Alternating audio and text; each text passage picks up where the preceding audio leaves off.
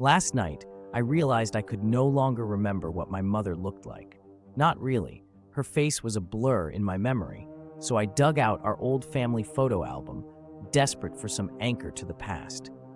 As I flipped through the pages, I noticed something off. Everyone's faces were a little too sharp, their eyes following me no matter where I stood. My dad's grin stretched wider than I remembered, my sister's hand pressed against the plastic as if she was trying to push through.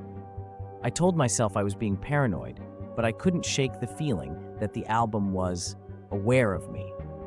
The next morning, every photo looked different.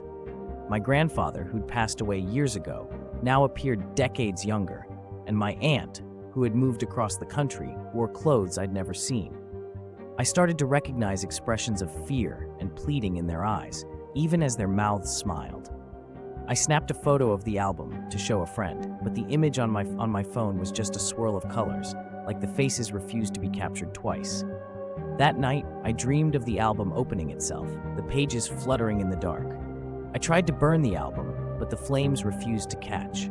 Instead, the pictures shimmered, and I heard faint whispers, my name, over and over, growing louder with every second. The next day, my reflection in the bathroom mirror shifted. My eyes looked unfamiliar, my features subtly wrong, like I was becoming one of the figures in the album. I avoided looking at the photos, but they appeared everywhere. On my phone, on the backs of receipts, even in the patterns on my bedsheets.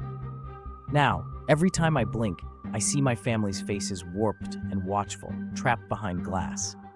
Their mouths move silently, begging me to let them out, or perhaps to join them. I can't remember what my own face looked like anymore. The album sits on my desk, open to a blank page, waiting for the next picture. And tonight, I think it's my turn to smile.